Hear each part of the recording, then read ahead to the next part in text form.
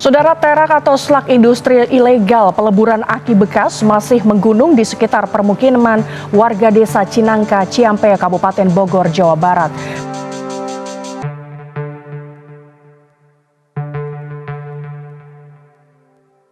Pagi di desa Cinangka selalu datang tanpa tanda bahaya. Matahari terbit seperti biasa. Ayam berkokok dan anak-anak keluar rumah dengan langkah kecil yang kadang goyah. Tak ada yang mengingatkan bahwa tanah yang mereka injak telah lama menjadi saksi pencemaran yang bekerja pelan, nyaris tanpa suara. Timbal tidak menjerit, ia menunggu. Sejak akhir 1970-an hingga dekade 1990-an, aki-aki bekas datang dan diolah di desa ini. Plat logam dibongkar, dilebur dengan tungku sederhana, dan sisa-sisanya dibiarkan jatuh ke tanah. Pada masa itu, aktivitas peleburan aki bekas menjadi bagian dari denyut ekonomi lokal. Tidak ada pagar pembatas, tidak ada standar keselamatan. Asap hitam mengepul di antara rumah-rumah, menjadi kabut yang perlahan menyelimuti desa. Menurut Ahmad Syarifuddin, Direktur Eksekutif Komite Penghapusan Bensin Bertimbal, pencemaran inilah yang diduga kuat menjadi penyebab lambatnya pertumbuhan anak-anak di Cinangka.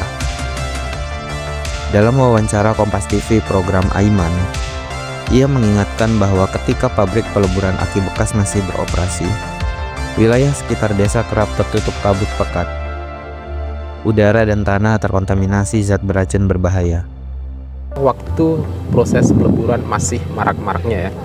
Marak itu artinya hampir 24 jam terjadi peleburan. Ini contoh ya, sekarang tidak sedang beroperasi ini. Sekarang tidak beroperasi, ini relatif bersih begitu ya. Tetapi ketika ini sedang beroperasi, kondisi ini seperti berkabut pekat ya. Kabutnya tidak putih lagi, tapi kabut pekat gitu. Dapat dibayangkan betapa sesaknya menghadapi situasi seperti itu.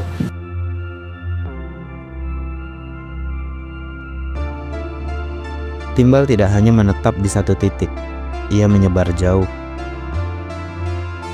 Syarifuddin menjelaskan, dampak pencemaran dari aktivitas peleburan aki bekas semacam ini dapat menjangkau radius hingga 20 km dari lokasi pabrik.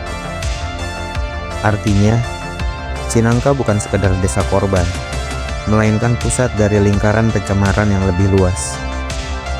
Namun di desa inilah dampak paling nyata terlihat, terutama pada tubuh anak-anak.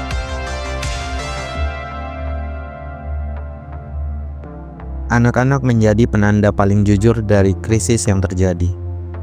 Penelitian kesehatan menemukan bahwa sebagian besar balita di Cinangka memiliki kadar timbal dalam darah melebihi batas aman internasional.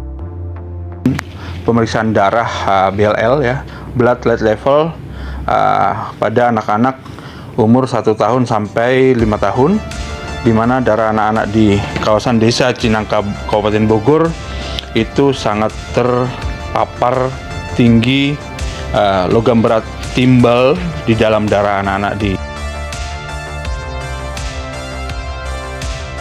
Angka-angka itu menjelaskan apa yang selama ini dirasakan para orang tua. Anak yang tidak kunjung bisa berjalan, anak yang belum mampu berbicara meski usia bertambah, anak yang tumbuh tetapi seolah tertinggal dari waktunya sendiri. Kesaksian itu muncul ke permukaan lewat kamera Kompas TV. Dalam program Aiman, potret Cinangka tidak lagi sekedar statistik. Puluhan anak disebut mengalami keterbelakangan mental akibat pencemaran lingkungan dari pabrik pengolahan aki bekas. Ada yang kakinya lemah hingga tak mampu berdiri, ada yang lumpuh, bahkan laporan itu mencatat adanya anak-anak yang meninggal dunia sebelum penyebab sakitnya benar-benar dipahami. Kan itu saya anak kembar, Pak. Kembar. Okay. Anak kembar, ya. Usia 3 bulan, yang satu meninggal, yang satu ya hidup. Ini kena istilahnya kena penyakit lah, katakan gitu ya. Down syndrome ya, Pak. Ya. Di salah satu rumah sederhana, Maisaroh menggendong kegelisahan yang telah lama ia simpan. Anaknya, Farhan, berusia 3,5 tahun. Ia belum bisa berjalan, belum bisa berbicara.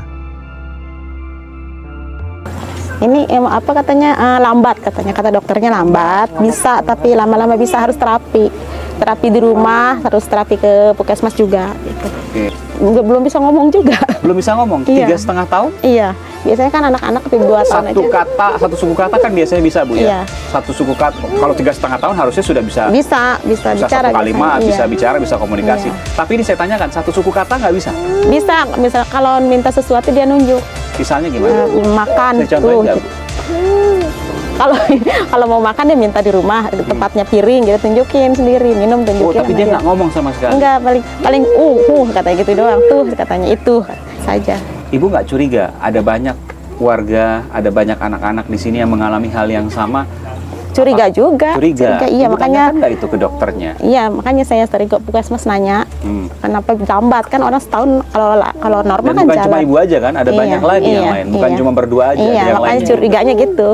Ibu hamil itu ya, ini justru bisa memunculkan cacat bawaan sejak lahir. Kan mengakibatkan salah satunya itu akan ada ke otak ya, ke saraf, ke susunan saraf pusat. Begitu ya, sehingga akhirnya akan mengakibatkan si anak-anak ini salah satunya yaitu tadi ya, dia akan agak sedikit lelet, jadi kecerdasannya itu akan berkurang. Pelaku dalam kisah ini tidak hadir sebagai satu wajah yang mudah ditunjuk. Ia adalah praktik industri informal peleburan aki bekas yang dibiarkan tumbuh lama di ruang abu-abu pengawasan. Beberapa lokasi peleburan memang akhirnya ditutup, tetapi dampaknya telah terlanjur menetap.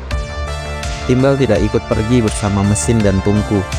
Ia bertahan di tanah, di debu, dan di dalam tubuh manusia. Negara baru benar-benar datang setelah kerusakan tak lagi bisa disangkal. Kementerian Lingkungan Hidup dan Kehutanan memulai pemulihan lahan dengan menutup tanah tercemar, mengurung racun agar tak terus menyebar. Upaya ini penting, meski tidak mampu menghapus paparan yang sudah terjadi. Tanah bisa diisolasi, tetapi tubuh manusia menyimpan timbal lebih lama daripada ingatan kolektif. Punya kemauan untuk melakukan pemulihan, tapi tentu saja bertahap ya, 2024. Jadi memang mohon maaf betul bahwa memang ini tidak bisa sekaligus karena anggarannya cukup besar. Jadi tapi pasti kami akan selesaikan. Di sektor kesehatan, Kementerian Kesehatan hadir melalui pemeriksaan, pemantauan gizi, dan layanan puskesmas. Namun bagi banyak keluarga di Cinangka, bantuan itu terasa belum sepenuhnya menjawab luka yang bersifat jangka panjang. Keracunan timbal bukan penyakit yang selesai dengan satu program. Ia merusak sistem saraf, memengaruhi kecerdasan, dan membentuk masa depan anak-anak yang tumbuh di atas tanah tercemar. Nah, kalau mau membuktikan bahwa si korban ini benar-benar sakit atau terjangkit penyakit karena timbal, memang harus ada kajian khusus ya, yang namanya epidemiologi study gitu. Nah, untuk epidemiologi study sendiri kami sudah mengusulkan kepada Kementerian Kesehatan ya, waktu itu kepada Dirjen Penanggulangan Penyakit Menular dan Penyihatan Lingkungan ya. Kami mengusulkan tahun 2005 agar dilakukan studi epidemiologi. Tapi sayangnya Kementerian Kesehatan tidak melakukan itu sampai sekarang gitu. Hari ini, Desa Cinangka tampak lebih tenang. Tungku-tungku peleburan tidak lagi menyala seperti dulu. Beberapa lahan telah ditetapkan sebagai kawasan yang harus dipulihkan secara hukum. Namun ketenangan itu menyimpan cerita yang belum selesai. Anak-anak yang lahir dan tumbuh di desa ini tetap membawa jejak pencemaran dalam tubuh mereka. Sebagian akan hidup dengan keterbatasan yang tak pernah mereka pilih. Cinangka mengajarkan bahwa pencemaran lingkungan jarang datang sebagai bencana yang menggelegar. Ia hadir perlahan, melalui asap yang dianggap biasa, tanah yang terlihat subur, dan udara yang tetap dihirup setiap hari. Hingga suatu hari, generasi yang tumbuh di atasnya tak lagi utuh. Di desa ini, timbal tidak hanya mencemari tanah, ia menetap di tubuh, di ingatan, dan di masa depan.